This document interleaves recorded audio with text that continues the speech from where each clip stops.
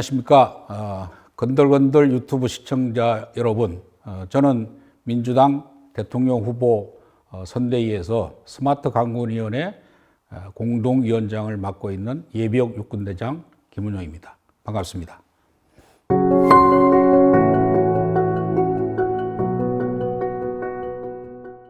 작년 12월 24일 날 이재명 후보께서 발표했을 때는 27년까지 200만 원 수준, 병장 기준에서. 그 다음에 윤석열 후보는 바로 200만 원 주겠다.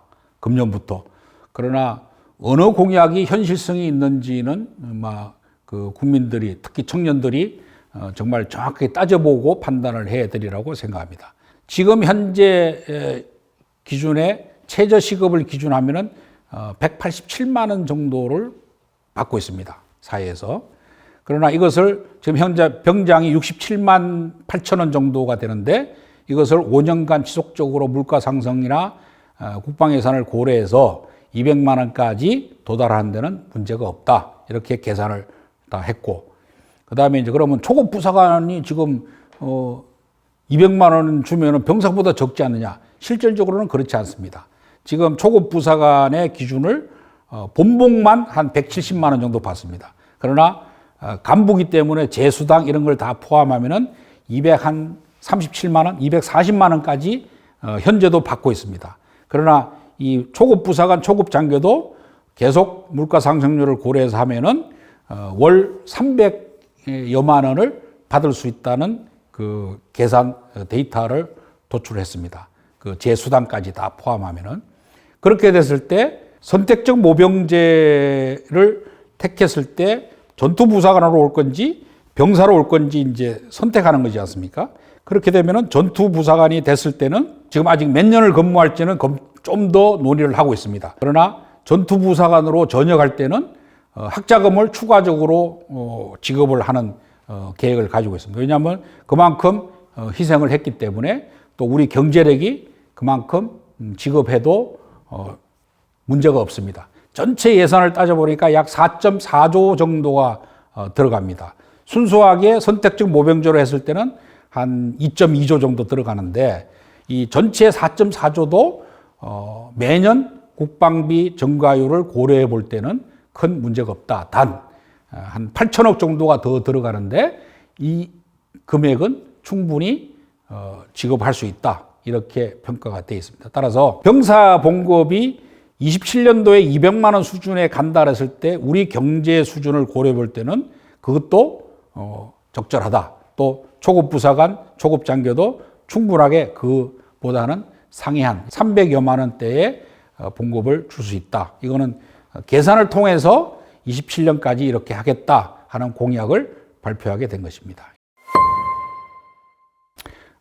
그 문제도 저희들 충분한 논의를 했고 그래서 ROTC는 28개월에서 24개월로 단축을 시켜준다. 그 다음에 학사장교도 자기가 장학금을 받은 기간만큼 더 하도록 되어 있는데 이것도 합리성을 가지고 조정을 해주겠다 하는 것입니다.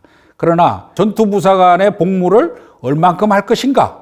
지금 병사로 들어오는 인원들은 18개월입니다. 그럼 전투부사관은 장비를 운용하는 전문 기술을 가진 부사관들이기 때문에 이 부사관들에 대한 복지와 그 다음에 간부 복지와 같이 가져가야 된다는 것입니다. 그래서 병복지 분야는 발표를 했지만은 간부 복지 분야도 검토가 다 끝나서 연동해서 간다는 것입니다. 그리고 아까 국어공무원 말씀하셨는데 그 국어공무원을 다 재수당을 특히 GOP 수당까지 따져보면은 지금도 한 230여만 원을 받고 있기 때문에 그것을 같이 연동해서 국방 예산과 연계해 볼 때는 크게 제한사항이 없다. 그래서 전체 따져보니까 한 8천억 정도가 더 소요되는데 이것은 충분히 감수할 수 있다. 이렇게 평가를 하고 있습니다.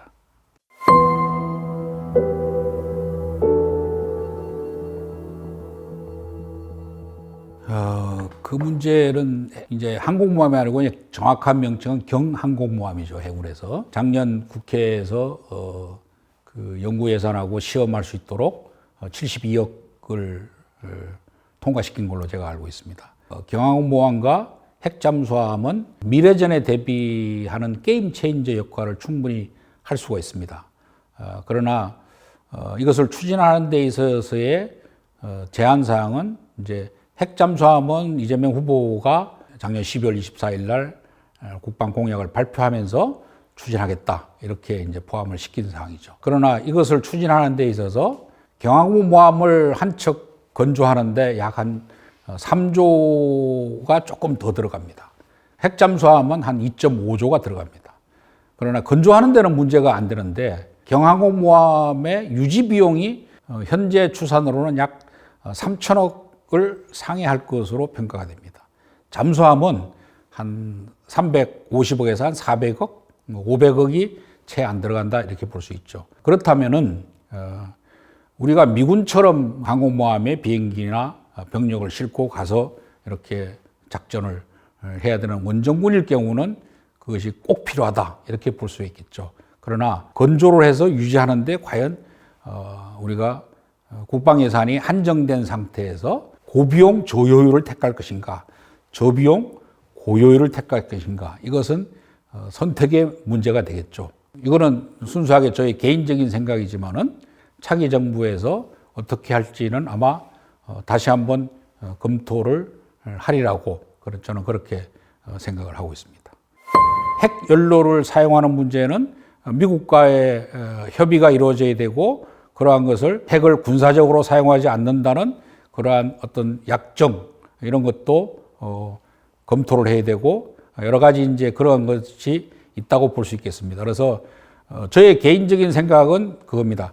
제한된 국방 예산, 국가 예산에서 국방 예산이 차지하는 비율, 또 그것이 전력 운영비를 차지하는 비용, 이러한 것은 육해 공군 해병대, 즉 우리 사군 체제인데 이러한 범위 내에서 전체를 놓고 재검토해야 된다. 이렇게 생각하는 것이 저의 의견입니다. 72억 경항공모함 예산이 통과됐지만은 국민의힘에서는 절대적으로 반대를 하면서 통과시킨 사항이기 때문에 어떤 형태로든지 아마 재검토가 이루어질 것이다. 이렇게 보고 있습니다.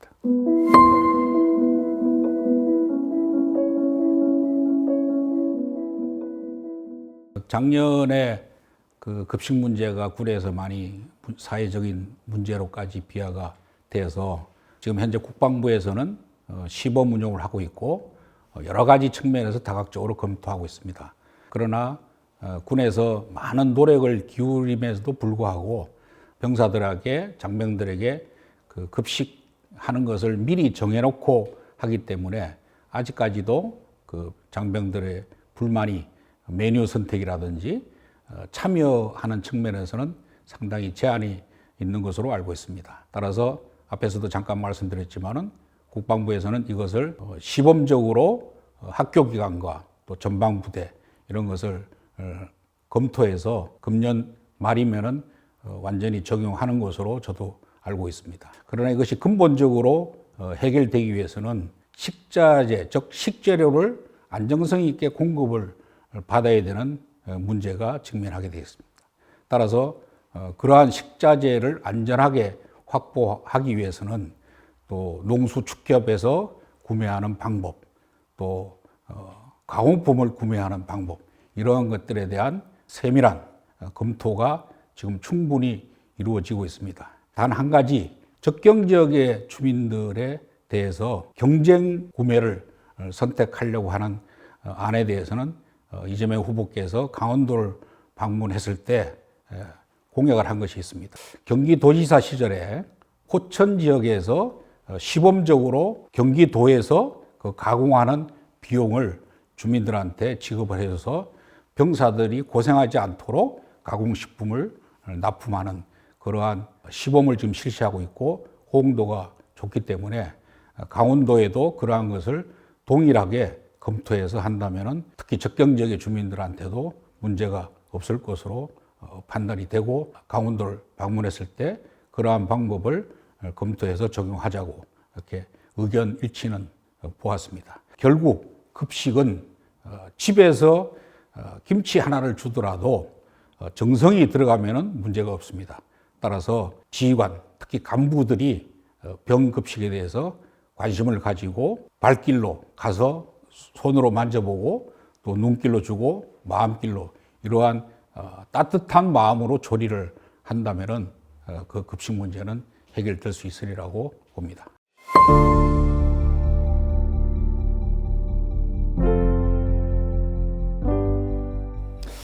예, 우선 그 문제는 사실 캠프의 입장이라보다도 현재 한반도에서 가장 위협이 되는 것이 바로 질문하신 핵 WMD에 대한 위협이겠죠. 재래식 전력도 물론 있겠지만은 특히 북한도 재래식 전력을 우리 대한민국 국군처럼 현대화시키고 첨단화시키고 있습니다. 그러나 그 속도나 질적인 측면에서는 현재 우리 군과는 차이가 많다 이렇게 평가를 할 수 있습니다. 그럼 결국 비대칭 전력인 핵과 WMD에 대한 대응인데 그 대응은 전략적 타격 체계, 우리 킬체인이라고 이제 통상 부르죠.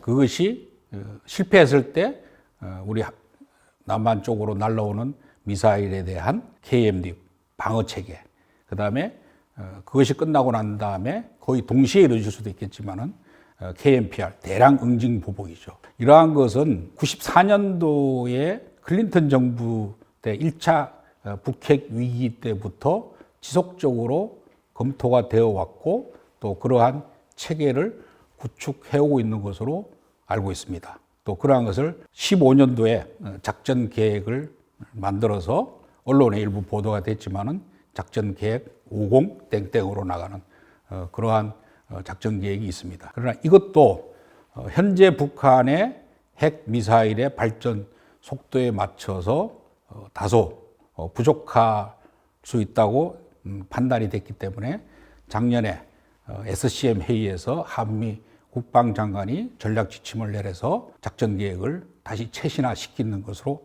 알고 있습니다. 따라서 가장 부족한 것이 현재 타격 전력, 그 다음에 방어 전력, 즉 KMD 분야 이러한 것들에 대해서는 아마 군에서 충분한 전력을 가할 수 있도록 한미 동맹 전력으로 타격할 수 있는 그러한 체계를 갖추기 위해서 노력을 하고 있는 것으로 알고 있습니다. 그 세부적인 거는 저도 노출된 상태에서는 언급하기는 좀 제한되는 것을 이해를 해줄 수 있으면 좋겠습니다. 그리고 이러한 킬체인과 KMD, KMPR 이러한 북핵과 WMD 시설에 대한 위협에 대한 원활하게 타격하고 방어하기 위해서는 이것을 통제할 수 있는 전략사령부의 창설이 반드시 필요하다고 봅니다. 제가 현역 시절에 많은 건의를 하고 또 논의도 했기 때문에 이제 이 시점에 와서는 아마 전작권 전환과 연계해 본다면은 충분히 검토돼서 아마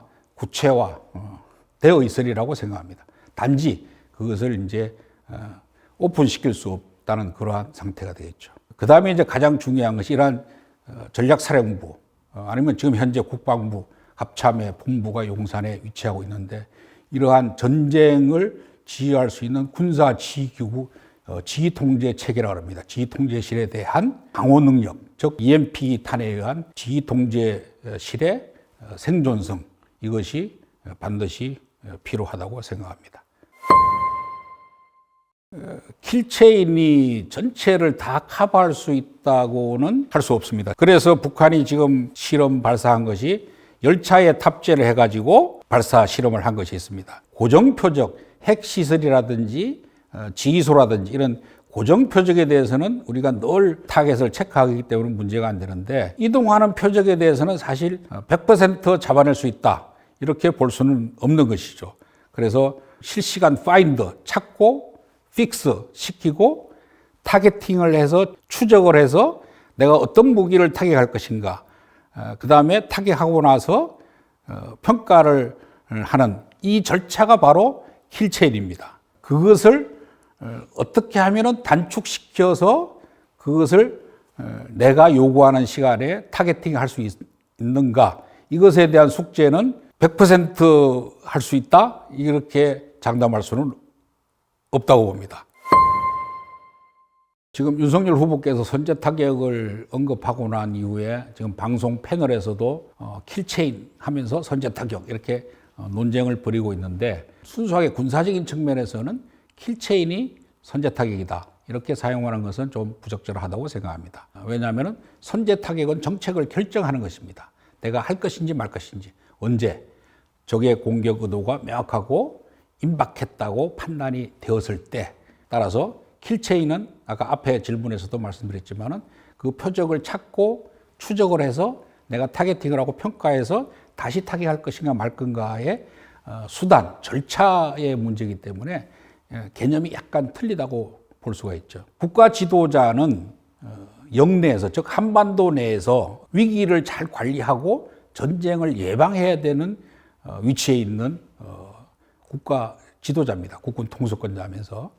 그렇게 봤을 때는 위기를 고조시키는 행위는 상당히 부적절하다. 왜 그러냐면은 국가 지도자는 어떤 정책 결정을 할 때 다임 요소를 철저하게 고려해야 됩니다. 그 다임 요소는 외교적, 정보, 군사적, 경제적, 또 기타 요소를 잘 판단해서 우리 국가 이익에 부합되는가를 결정을 하고, 외교적, 정치적, 경제적으로 먼저 해결을 하려고 하고, 정말 수단이 이거밖에 없다 그랬을 때 마지막으로 군사적 조치를 언급을 하고 타겟팅을 하는 것이죠.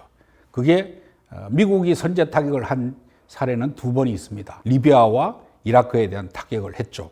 또 이스라엘도 2번의 타격을 했습니다. 원전 시설에 대해서. 그러나 이것은 국가적인 논란도 아직 좀 있죠. 그러나 분명한 것은 임박하고 이럴 때 어떻게 해야 될 것이냐. 물론 타격의 정책 결정을 해야 되겠죠. 또 그러한 것이 본격적으로 2015년도부터는 그러한 0.001%의 가능성에 대한 계획을 군사적으로 가지고 있습니다. 군사적인 조치는 히든으로 가지고 있다가 강력한 펀치를 날리는 개념으로 사용을 해야 된다고 생각합니다. 결론적으로 선제 타격이라는 이 용어는 국가 지도자 입에서 나오는 것은 부적절하다. 그리고 정치적으로 이것을 이게 맞니 틀리니 하고 공방을 벌이는 것은 바람직하지 않다 하는 게 저의 생각입니다.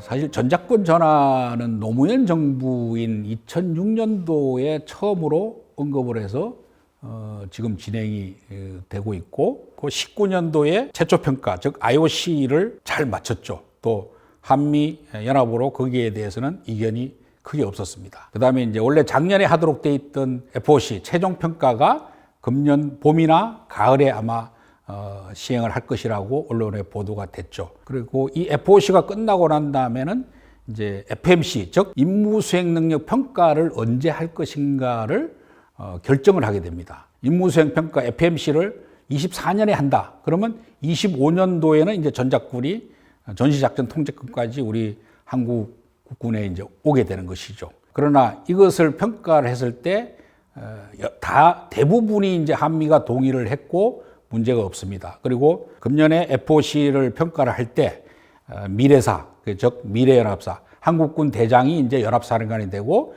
미군 대장, 지금 연합사령관이 부사령관이 되는 그러한 미래사에 대한 검증까지 마치도록 되어 있습니다. 그러나 공통적인 시각은 아직까지 한국군이 임무수행 능력에 대한 필수 불가결한 ISR, 정보감시자산과 핵 미사일에 대한 핵 WMD에 대한 타격과 방어 능력 체계를 아직까지 갖춘 것은 아니다 하는 것은 한미 간의 공통된 인식이고, 특히 미국에서도 또 우리 현재 군에서도 그러한 시각을 같이 하고 있습니다.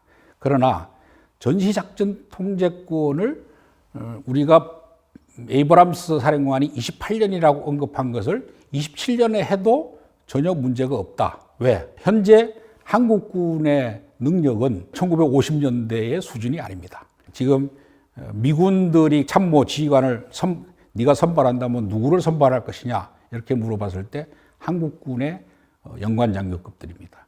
그러한 능력이 되고 한국군도 이제 재래식 전력은 충분하게 그렇게 와 있기 때문에 전시작전 통제권을 우리가 다음 정부 임기 내에는 2027년까지는 충분히 가져올 수 있고 또 그걸 수용할 수 있는 능력은 된다. 단 ISR 자산과 핵 WMD에 대한 타격 방어 체계에 대한 것은 한미 맞춤형 억제 전략, 즉 해구산을 포함해서 그런까지 한미 연합 자산을 다 포함하면은 결국 전자권을 다음 정부 임기 내에 가져와도 문제가 없지 않을까. 이것은 제 개인 생각입니다. 에이브람스 사령관과 현 연합사령관의 그 언급은 미측의 입장에서 언급을 한 것이지 저는 동의할 수 없고 그 ISR 자산과 미사일 타격과 대응에 대한 그 자산, 그 부분만 남아있다. 그것은 우리가 한미 동맹의 전력, 그 다음에 추후에 국방 예산을 더 투입해서 전력을 확충시켜 나간다면 큰 문제가 없으리라고 판단됩니다.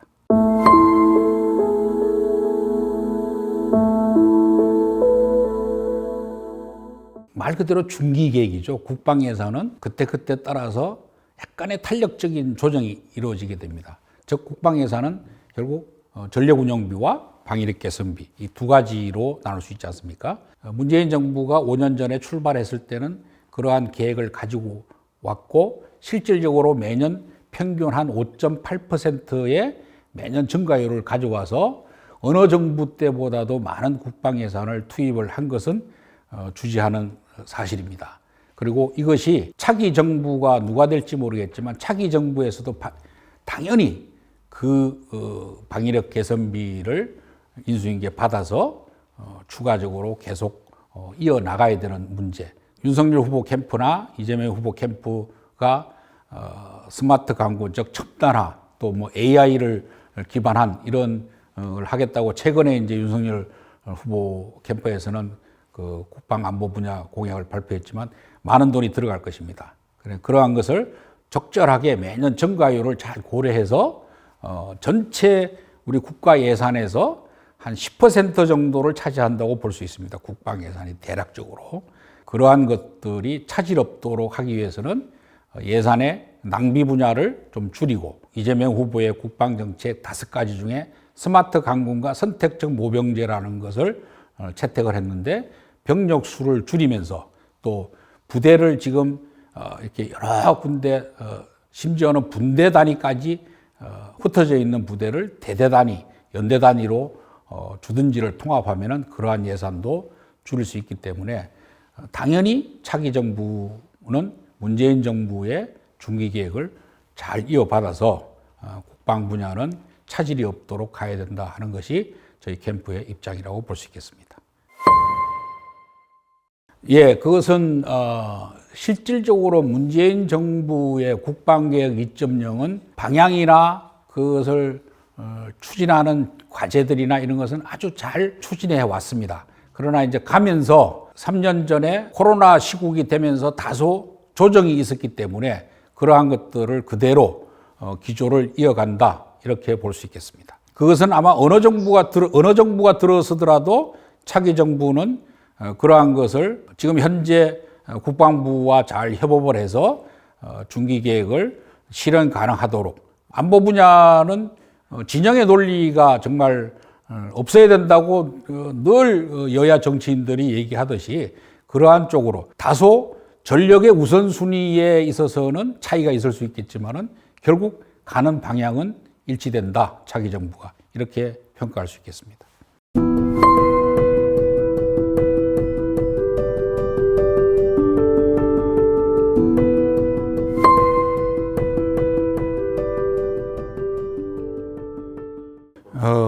여군의 비율을 육군의 예를 들면은 제가 육군 정작 부정을 하면서도 정원 설계라는 게 있습니다. 병력이 예를 들어서 육군이 36만이다 그러면은 여기에 여군이 몇 명. 이게 이제 병력 구조에 대한 정원 설계인데 21년도에 약 한 9% 가까이 추가로 많이 늘어났습니다. 2만 명 가까이 여군이 이제 부사관 장교를 포함해서 또 군무원은 또 별도지만은 그러나 이 여군은 미군이 약 20%가 조금 넘는 걸로 알고 있습니다. 학자들의 주장에 의하면은 어느 집단이든지 여성의 비율이 15%에서 20%가 되면은 그 조직은 편성이 잘 돼 간다. 이것이 이제 대부분의 학자들이 주장한 그런 사항이 되겠습니다. 따라서 지금은 일부 GOP 소대장, GOP 중대장, 또 대대장 이렇게 편성이 여군이 돼 있지만은 앞으로는 지휘관, 참모 구분 없이 아마 능력이 되는 여군은 거기에 점진적으로 보직을 시키고 또 27년까지 우리 여군의 비율을 약 한 16% 가까이 확대해서 선발을 합니다. 그렇게 되면은 전투병가와 전투근무 지원 병가에 적절하게 배분이 된다면은 이러한 여군의 문제 또 성관련 문제 이런 것도 많이 해소가 되리라고 생각이 됩니다. 그래서 앞으로 여성들에 대한 지금 이재명 캠프에서 선택적 모병제, 즉 국민 개병제를 기본으로 한 모병제로 가기 전 단계의 전투부사관을 선발하지만 거기도 여군이 앞으로는 지원을 할 수 있지 않을까 그렇게 전망을 해봅니다. 왜냐하면은 지금 미군의 그 경우를 보더라도 여군은 굉장히 블루오션 직장입니다. 봉급도 많이 주고 또 교육 기회도 주고 어떤 경험도 하게 해주고 하니까 여군들의 지원이 21% 정도까지 그렇게 유지하는 것은 지속적으로 모병인데도 여군이 지원을 해서 제가 아프가니스탄 그 파병과장 할 때 거기 전투 지역에 갔을 때 여군들이 그냥 24인용 텐트 안에서 같이 그냥 자고 같이 작전을 나가고 샤워장은 별도로 되어 있지만 생활하는 거는 거의 같이 생활하고 있기 때문에 이제 전투, 비전투 병가 구분 없이 여군은 더 확대될 것으로 저는 생각합니다. 지금 GOP 예를 들어서 중대장, 대대장도 이제 여군들이 점점 들어가고 있습니다. 왜냐하면은 여군들도 그러한 능력을 갖춰야 된다는 것이죠. 아까 제가 미군의 아프가니스탄에서 전장 지역에서의 미 여군의 예를 들었지만은 전혀 끄리낌이 없습니다. 그냥 T를 입고 거기서 생활하다가 그 지뢰방어 차량을 타고 또 작전 지역 나가서도 똑같이 그 여군들이 체력 단련이나 또 지력 단련 이런 거를 동일하게 한다는 것이죠. 그런 걸 하지 않은 여군에 대해서는 그건 평가해서 그런 인원들은 이제 참모직위로 돌린다. 또 여군들이 그러한 전투병과 참모 지휘관을 했을 때는 가점을 주는 그러한 평가 요소에 포함시킨다면은 여군 활용 측면에서 27년까지 15.5%까지 올리고 그걸 좀 더 끌어올린다면은 우리도 여군의 활용 측면에서는 한국군도 아주 미군과 같이 원활하게 되지 않을까 이렇게 생각됩니다.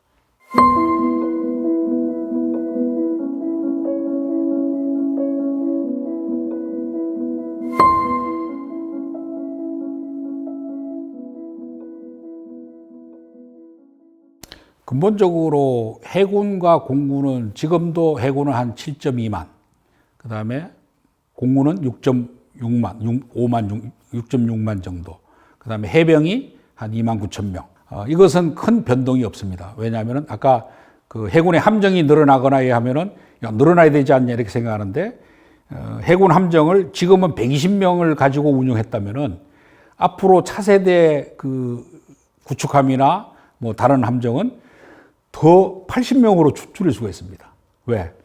AI 기술이나 또 과학 기술을 응용하면 10명이 하던 것을 4명이 운용할 수 있다는 것이죠.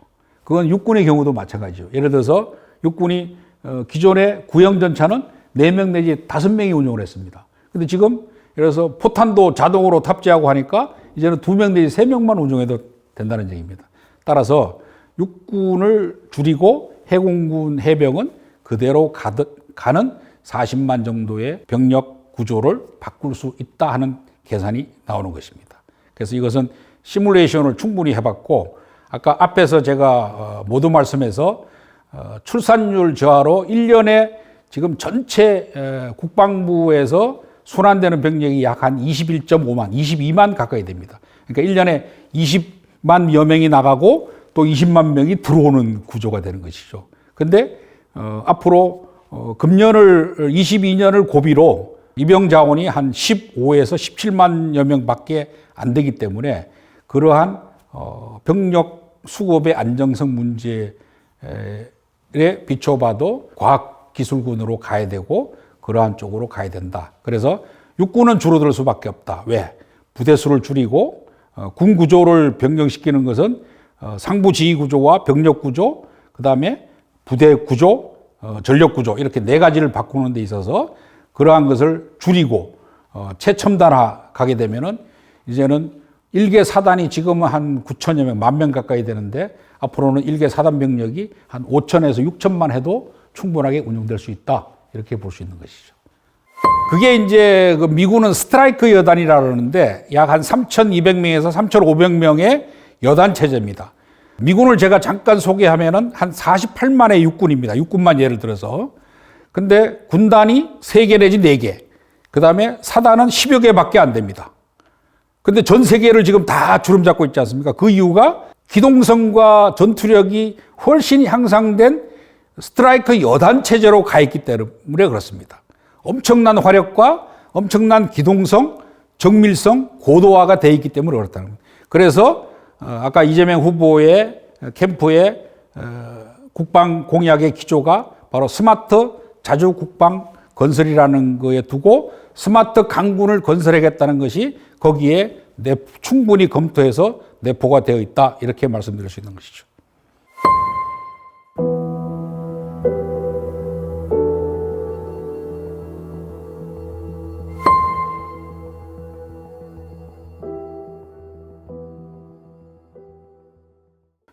그 보상안은 공약에 발표가 됐지만 그것은 12월 17일 날 발표됐습니다. 그건 후보가 직접 하신 게 아니고 저희 스마트 강군위원회와 국방정책이 특보단의 이름으로 이제 나갔는데 53년에 종전이 되고 전방 지역의 저쪽 좌측 그 강화로부터 우측 고성까지 민통선이 그어졌습니다.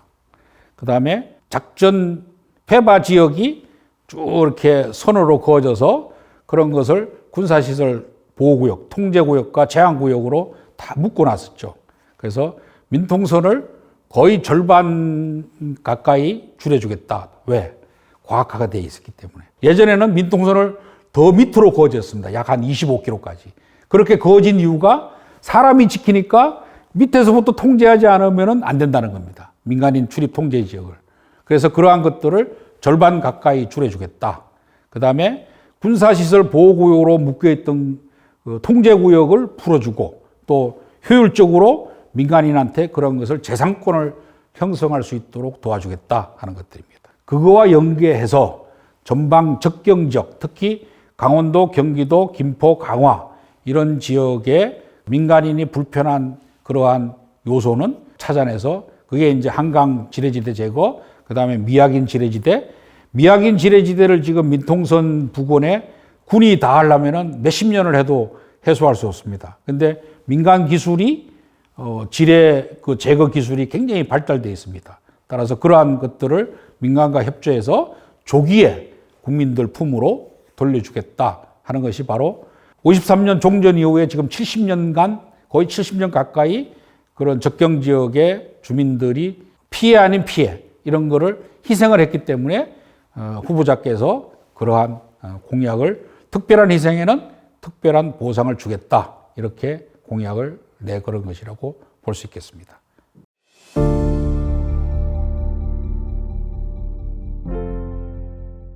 후보자께서 발표한 스마트 강군, 그 다음에 선택적 모병제, 200만 원 봉급 시대, 그 다음에 이제 기타 뭐 이렇게 여건 개선, 그 다음에 이제 그러한 것을 실질적으로 추진할 수 있도록 혁신기구를 하겠다 하는 것 외에 병사들한테 필요한, 즉 병사들이 입대에서부터 뭐 그건 간부도 마찬가지죠.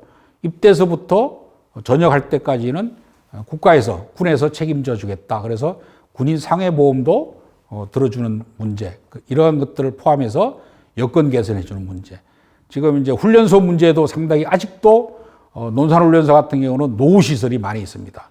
그 다음에 사단급에도 훈련소가 있고 이러한 것들에 대한 시설, 그 다음에 병영시설을 지금 많은 개선을 해서 실질적으로 노무현 정부, 김대중 정부, 문재인 정부 들어와서 최대는 한 8.9%, 적게는 5.5%까지의 매년 국방비를 정액을 시켜줬습니다. 그러나 아이러니하게도 보수 정권이 됐을 때는 많아야 4.2%, 적게는 3% 조금 상회하는, 오히려 안보를 내세우면서 계속 희생만 강요했다는 것이죠. 그러한 것들을 간부까지 다 복지 분야를 취업기회와 요즘 젊은이들이 강조하는 공정, 교육기회, 취업기회 이런 것을 많은 검토를 해서 특히 이재명 캠프에서는 약 1년간 예비역 군인들과 국방 관련 대학 교수들 한 120여 명이 심층적으로 검토를 해서 공약을 공약화시켰다 이렇게 말씀드릴 수 있겠습니다. 따라서 지금 한반도가 굉장히 어려운 시기입니다. 이러한 위기를 극복할 수 있는 후보자가 누군가 이런 것을 시청하시는 분들이 한번 냉정하게 판단해서 선택을 해주기를 기대를 합니다.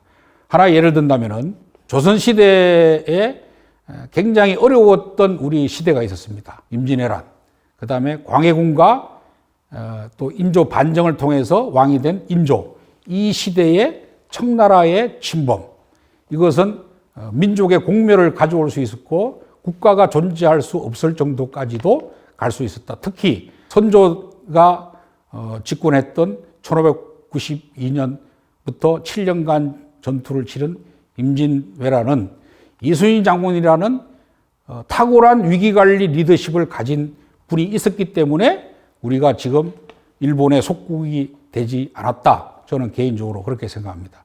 따라서 국가의 위기가 지금도 그때와 유사합니다. 굉장히 어렵습니다. 오히려 더 어렵다고 볼 수 있죠.